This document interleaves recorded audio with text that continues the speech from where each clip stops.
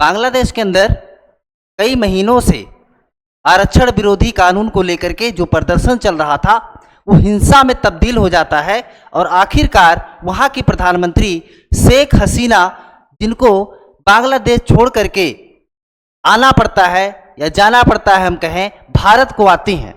तो क्या है पूरा मामला, किस तरीके से उनको आखिर पीएम पद की कुर्सी छोड़नी पड़ती है और भारत में आती हैं, शरण लेती हैं। जी हाँ दोस्तों, जय हिंद सभी साथियों को। और एक बार फिर से आप सभी का स्वागत है एक नए वीडियो में। और हम लोग चर्चा करेंगे यहाँ पे, जैसा कि आप देख पा रहे हैं कि किस तरीके से शेख हसीना जो कि प्रधानमंत्री है बांग्लादेश की, उनको बांग्लादेश छोड़ करके वापस आना पड़ता है भारत में शरण लेने के लिए। हम इसी मुद्दे पर बात करेंगे। कैसे हम बात करेंगे कि 1971 से लेकर के जब बांग्लादेश बनता है तब से लेकर के 2024 में, इसके पहले भी आप लोग जानते हैं दोस्तों, आपको बताना चाहते हैं कि 2009 में भी संकट आया था और उस 2009 के संकट में भारत ने ही साथ दिया था। उस समय के तत्कालिक राष्ट्रपति प्रणब मुखर्जी जी की बात की जाए तो उन्होंने बहुत ज़्यादा साथ दिया था और इनकी कुर्सी बचाई थी शेख हसीना की। तो कैसे तख्ता पलट हुआ बांग्लादेश में, हम समझेंगे एक एक करके दोस्तों। आइए हम शुरुआत करें। उससे पहले हम आपको दिखाना चाहते हैं, ये बांग्लादेश है। बांग्लादेश की तस्वीर आप देख पा रहे हैं मैप में, ये जो आपको दिख रहा है दोस्तों, ये बांग्लादेश है। यहाँ पे बात की जाए तो ये पाकिस्तान है दोस्तों। अब अगर हम बात की जाए बांग्लादेश की तो सबसे पहले तो आपको हम बताना चाहते हैं कि जो बांग्लादेश है आज, जो शेख हसीना पीएम पद पर थी, शेख हसीना, उनके पिताजी की बात करें तो आप जानते हैं कि शेख मुजीबुर रहमान जो पिता थे शेख हसीना के, और जिनकी बदौलत, जिनके बारे में कहा जाता है कि जिनको एक तरीके से गांधी माना जाता है। साथियों, जिस तरीके से आप जानते हैं कि भारत में गांधी की बात की जाए, गांधी जी को जितना सम्मान दिया जाता है उतना ही सम्मान शेख मुजीबुर रहमान को दिया जाता है बांग्लादेश के अंदर, चूंकि पिता थे शेख हसीना के और उन्हीं की पुत्री है ना, किस तरीके से देश छोड़ करके भाग जाती हैं, हम समझने की कोशिश करते हैं। सबसे पहले तो आपको बताना चाहते हैं कि शेख मुजीबुर रहमान की बात करें तो प्रधानमंत्री थे जिनके बदौलत ये बांग्लादेश बना है। साथियों, अगर बांग्लादेश की बात करें तो आपको थोड़ा सा हम बताना चाहते हैं, थोड़ा सा आपको इतिहास में ले जाना चाहते हैं। हुआ क्या था कि आप जानते हैं कि पाकिस्तान और बांग्लादेश, पहले बांग्लादेश जो आज आप बांग्लादेश के नाम से जानते हैं, ये कभी पूर्वी पाकिस्तान के नाम से जाना जाता था। 1971 के पहले अगर बात करें तो 1971 के पहले इसको पूर्वी पाकिस्तान के नाम से जाना जाता था। यहाँ पे लड़ाई पूर्वी पाकिस्तान और जो वर्तमान का पाकिस्तान है ये पश्चिमी पाकिस्तान था और ये पूर्वी पाकिस्तान था। यहाँ की लड़ाई लगातार चल रही थी, चाहे वो भाषा के आधार पर हो, क्योंकि आप जानते हैं साथियों, आपको बताना चाहते हैं कि यहाँ पे पाकिस्तान की बात करें तो यहाँ पे उर्दू भाषा है ना सबसे ज़्यादा बोली जाती थी, उर्दू भाषा। और वहीं पे अगर बात करें बांग्लादेश की तो यहाँ पे बांग्ला भाषा सबसे ज़्यादा बोली जाती थी। तो एक भाषा की लड़ाई थी, लेकिन ये सब कुछ ठीक ठाक चल रहा था, लड़ाई तो चल ही रही थी। लेकिन 1970 के लोकसभा के चुनाव में, 1970 का जब लोकसभा का चुनाव होता है बांग्लादेश के अंदर, तो वहां पे साथियों आपको बताना चाहते हैं कि कुल 313 सीटों में, टोटल जो सीटें थी वो 313 सीटें थी, जिनमें पूर्वी पाकिस्तान के पास जो सीटें थी वो 169 सीटें थी, 169 सीटें थी। चूंकि जनसंख्या काफ़ी ज़्यादा थी पूर्वी पाकिस्तान, यानी कि जिसे आप बांग्लादेश के नाम से जानते हैं, तो यहाँ पे टोटल सीटें जो थी लोकसभा की वो 313 थी और 169 सीटें जो थी वो किसके पास थी, पूर्वी पाकिस्तान यानी कि बांग्लादेश के पास थी। और आपको बताएं उस समय के आवामी लीग के जो नेता थे, जिनका नाम था शेख हसीना के फादर, जिनका नाम था शेख मुजीबुर रहमान, ये 169 में 167 सीटें पा जाते हैं, 167 सीटें पा जाते हैं, यानी 2 सीटें छोड़ करके सभी सीटें जीत लेते हैं। और अगर देखा जाए कायदे से साथियों तो इनको प्रधानमंत्री बनना चाहिए था शेख मुजीबुर रहमान को, लेकिन पश्चिमी पाकिस्तान की सेना है ना, इन लोग विरोध करते हैं शेख मुजीबुर रहमान का और फिर सरकार नहीं बनने देते हैं और फिर जिसको लेकर के बहुत अधिक विरोध प्रदर्शन होता है और शेख मुजीबुर रहमान जेल में चले जाते हैं। इसके बाद आंदोलन चालू होता है। उस समय की साथियों तत्कालिक बात की जाए, तत्कालिक प्रधानमंत्री थी इंदिरा गांधी जी, और इंदिरा गांधी जी आती हैं, चूंकि आप समझिए कि इतनी ज़्यादा स्थिति खराब हो गई थी, जो आज बांग्लादेश है यानी कि पूर्वी पाकिस्तान की, वहाँ के लाखों शरणार्थी लगभग 1 करोड़ लोग भारत में आए थे। और भारत पड़ोसी देश होने के कारण क्या होता है कि जैसे कोई अगर तकलीफ में है, कोई समस्या में है, तो पड़ोसी होने के कारण हमारा फर्ज बनता है कि हम उसकी सहायता करें। तो भारत ने भी सहायता किया था 1971 में। और 1971 में भारतीय सेना ने 1971 में भारतीय सेना ने एक नया आवाम बनवाया था जिसका नाम बांग्लादेश है। तो 1971 में बांग्लादेश जो नया राष्ट्र बनता है, और भारतीय सेना का इसमें मुख्य भूमिका थी, लड़ाई में मुख्य भूमिका थी भारतीय सेना की। और उस समय के तत्कालिक प्रधानमंत्री इंदिरा गांधी जी की मुख्य भूमिका थी। तो 1971 में ये बांग्लादेश बनता है, जिसे पहले पूर्वी पाकिस्तान के नाम से जाना जाता था, वो अब बन जाता है एक बांग्लादेश के नाम से। तो आइए साथियों, हम आपको ये बताएं, बांग्लादेश की कहानी बताएं। अभी जो स्थिति है कि यहाँ की प्रधानमंत्री जो 2009 से लगातार प्रधानमंत्री हैं शेख हसीना। और मैंने इनके बारे में बताया ही कि ये पुत्री थी जो कि बांग्लादेश के एक तरीके से जनक कह सकते हैं आप, शेख मुजीबुर रहमान, जिनकी पुत्री, इनको आखिर छोड़ना पड़ता है बांग्लादेश और भारत की शरण लेनी पड़ती है। आइए हम आपको आगे की कहानी बताते हैं, क्या है वर्तमान मुद्दा जो चल रहा है। जैसा कि आप यहाँ देख पा रहे होंगे, ये प्रधानमंत्री दिखाई दे रही हैं बांग्लादेश की। तो इसके पहले भी स्थिति खराब हुई थी। अब हमने आपको 1971 की कहानी आपको बताई, किस तरीके से बांग्लादेश एक नया राष्ट्र बना। इसके पहले भी मुसीबत आई थी बांग्लादेश के ऊपर 2009 में, और 2009 में भी भारत ने ही साथ दिया था साथियों। अगर बात की जाए 2009 में, तो प्रणब मुखर्जी ने शेख हसीना के लिए तैयार कर रखा था विमान। 2009 के विद्रोह में भारत ने बचाई थी बांग्लादेशी पीएम की कुर्सी। तो 2009 में कैसे कुर्सी बचाई थी, आइए हम आपको आगे बताते हैं। आगे दोस्तों बात की जाए तो बांग्लादेश के प्रधानमंत्री शेख हसीना अपनी कुर्सी छोड़ने के साथ ही देश भी छोड़ना पड़ा। पीएम पद से इस्तीफा देने के बाद आप ये पूरा का पूरा 2009 का देख पा रहे हैं।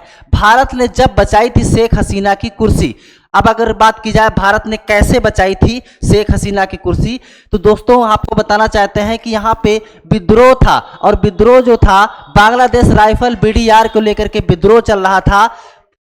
बड़ी संख्या में सैन्य अधिकारियों, उनके परिवारों की हत्या कर दी गई थी। यह बांग्लादेश के इतिहास में सैन्य अधिकारियों के सबसे बुरे नरसंहार में से एक साबित हुआ। हसीना तब से 2 महीने पहले ही देश की प्रधानमंत्री बनी थी, 2009 की बात है। जब उन्हें खतरा महसूस हुआ तो उन्होंने भारत को याद किया, जबकि उनकी कुर्सी बची, और 2009 से ही वह बांग्लादेश की प्रधानमंत्री थी। इसके पहले भी बनी थी, लेकिन 2009 से लगातार ये बांग्लादेश की प्रधानमंत्री हैं। जैसे जैसे विद्रोह बढ़ता गया, हिंसा बढ़ती गई, शेख हसीना ने भारत से मदद मांगी। उन्होंने भारत के तत्कालिक विदेश मंत्री प्रणब मुखर्जी से बात की। ध्यान दीजिएगा, उस समय के प्रणब मुखर्जी जो थे, उस समय के राष्ट्रपति थे। यहाँ पे थोड़ा सा हो गया है। विदेश मंत्री की अगर बात की जाए तो आगे अगर बात, विदेश मंत्री शिवशंकर मेनन जी थे, और अगर बात की जाए प्रणब मुखर्जी की तो उस समय के राष्ट्रपति थे। ये विदेश मंत्री नहीं थे साथियों, ये राष्ट्रपति थे प्रणब मुखर्जी। विदेश मंत्री की बात करें तो शिवशंकर मेनन थे, जो कि अमेरिका से लेकर ब्रिटेन, जापान और चीन तक बात की और शेख हसीना की मुश्किलों पर चर्चा की। आइए हम आपको आगे बताते हैं। आगे दोस्तों अगर बात की जाए क्या था पूरा मामला, तो फरवरी 2009 में आखिरी में बांग्लादेश राइफल अपने वार्षिक 3 दिवसीय समारोह की तैयारी कर रहे थे, जिसे बीडीआर सप्ताह के रूप में जाना जाता था। यह एक ऐसा मौका था जब उच्च रैंकिंग वाले अधिकारी जवान आपस में मिलते थे, चर्चा करते थे, परेड करते थे, हथियारों का प्रदर्शन करते थे, एक बड़ी पार्टी के साथ जश्न मनाते थे। आमतौर पर इस कार्यक्रम में सेना के वरिष्ठ अधिकारी हिस्सा लिया करते थे। खुद शेख हसीना भी इस कार्यक्रम में पहुंची, लेकिन नरसंहार जब हुआ था उसके एक दिन पहले। अगले दिन 25 फरवरी को दरबार सजाया गया, जो कि प्रमुख कार्यक्रमों में से एक माना जाता था। कार्यक्रम बांग्लादेश के राइफल पिलखाना मुख्यालय में ही हो रहा था। पिलखाना में ढाका में एक पैरामिलिट्री कंटोनमेंट। इस कार्यक्रम में बीडीआर का टॉप कमांडर भी मौजूद थे। दरबार में समारोह में हथियार ले जाने की इजाजत नहीं होती थी, लेकिन 25 फरवरी को बीडीआर के कई जवान दरबार में हाल में हथियार के साथ पहुंचे। कार्यक्रम शुरू होता है। इसके बाद आगे बात की जाए 9:30 बजे एक बीडीआर सदस्य अपनी बंदूक उठाई और मौजूद वरिष्ठ सैन्य अधिकारियों पर तान दिया। इसके तुरंत बाद बीडीआर के अन्य हथियारबंद जवान खड़े हो गए। इस दौरान और भी ज़्यादा संख्या में बीडीआर के जवान हथियारों के साथ इकट्ठा दरबार हाल में प्रवेश कर गए। बस क्या था, है ना, इसके बाद हाल और हत्याओं की लहर शुरू हो गई। बीडीआर जवानों ने 2 या तो सैन्य अधिकारियों को बंधक बना लिया या फिर अधिकारियों को गोली मार दी। हालांकि इस विद्रोह में पूरा बीडीआर रेजिमेंट शामिल नहीं था। कहा जाता है कि उनमें से कई वरिष्ठ सैन्य अधिकारियों को बचाने की कोशिश की गई और कुछ छिपकर अपनी जान बचाई। तो ये 2009 का जो मामला था पूरा, है ना, जहां पे भारत ने साथ दिया था। उस समय के राष्ट्रपति प्रणब मुखर्जी जी ने विमान तैयार कर रखा था शेख हसीना जी के लिए, जो कि प्रधानमंत्री हैं थी जो है। आगे अगर बात की जाए, आगे अभी जो खबर है जिसका मामला बहुत अधिक चल रहा है, और एक बात आपको बताना चाहते हैं, आप चाहे बांग्लादेश हो, श्रीलंका हो, नेपाल हो, कहीं से भी स्थिति ठीक नहीं है, और हमारे पड़ोसी देशों की स्थिति ठीक ना होना भारत के लिए कहीं से भी अच्छे संकेत नहीं है, कहीं से भी अच्छे संकेत नहीं है भारत के लिए।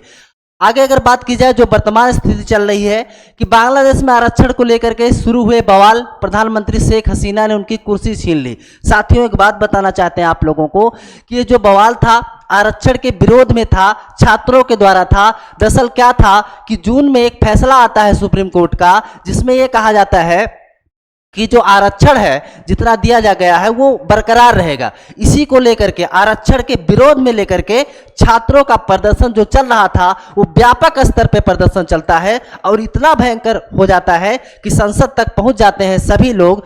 और कहीं ना कहीं इस प्रदर्शन के बाद, इस हिंसा के बाद शेख हसीना जो कि प्रधानमंत्री हैं, उनको इस्तीफा दे करके वापस आना पड़ता है और भारत में आती हैं, भारत में शरण लेने के लिए। हालांकि अभी विदेश मंत्री भारत के जयशंकर जी जो हैं, एस जयशंकर जी, उन्होंने बताया कि जो है इन्होंने परमिशन लेकर के भारत में आई हैं। तो ये सभी बातें चल रही हैं। तो यहाँ पे आप देख पा रहे हैं किस तरीके से इतना व्यापक प्रदर्शन था और इसी प्रदर्शन के बाद तख्ता पलट हो गया। प्रधानमंत्री शेख हसीना को भागकर भारत में शरण लेना पड़ा। उनके बांग्लादेश छोड़ते ही पूरे देश में भारी बवाल देखा जा रहा है। बांग्लादेश में हिंदू मंदिरों पर हमले हो रहे हैं, वहीं शेख हसीना भागकर भारत आ गई हैं। सोमवार को भारत पहुंची, यहां कुछ समय के लिए शरण ले सकती हैं, है ना। माना जा रहा है कि यहां पे रात में वहीं रुकी थी और आगे का प्लान लंदन जा सकती हैं, है ना। आगे की बात करें तो इनका लंदन जाने का प्लान है। प्रधानमंत्री नरेंद्र मोदी सुरक्षा और बांग्लादेश के हालात को लेकर मीटिंग की। संयुक्त राष्ट्र प्रमुख ने लोकतांत्रिक तरीके से सत्ता परिवर्तन की बात कही है। तो कहीं ना कहीं सत्ता परिवर्तन दिखाई दे रहा है बांग्लादेश के अंदर, जो कि छात्र लगातार प्रदर्शन कर रहे थे और वहां पे सेना की बात करें तो वर्तमान में सेना का शासन चल रहा है। हालांकि अंतरिम सरकार बनाने की भी बात की जा रही है। आगे अगर बात की जाए, बांग्लादेश में बन सकती है अंतरिम सरकार, बीएनपी ने की बड़ी मांग। बांग्लादेश में आज ही अंतरिम सरकार बन सकती है। नोबेल पुरस्कार विजेता मोहम्मद यूनुस अंतरिम सरकार में मुख्य सलाहकार बनने के लिए सहमत हो गए हैं। उन्होंने कहा कि छात्रों की मांग पर वह सहमत हुए हैं। वहीं विपक्षी बीएनपी राष्ट्रपति से मांग की कि तत्काल संसद को भंग कर दिया जाए और अंतरिम सरकार का गठन किया जाए। तो ये पूरा का पूरा मामला है। बांग्लादेश के 27 जिलों में हिंदुओं के घरों और बिजनेस पर भी हमला हुआ है। बात की जाए, हिंदुओं के मंदिरों पर हमला हुआ, हिंदुओं के घरों पर हमला हुआ, बिजनेस पे भी हमला हुआ है। बांग्लादेश में हिंसा रुकने का नाम नहीं ले रही है। कट्टरपंथी भीड़ ने 27 जिलों में हिंदुओं के घरों और बिजनेस को बड़े पैमाने पर निशाना बनाया है। भीड़ में शामिल लोगों ने जमकर लूटपाट की। आगे अगर बात की जाए, यहाँ पे तो आप देख पा रहे जहाँ हिंदुओं को पीटा गया। तो कहने का मतलब है कि पूरी तरीके से स्थिति बहुत ही ज्यादा स्थिति खराब हो गई है बांग्लादेश की।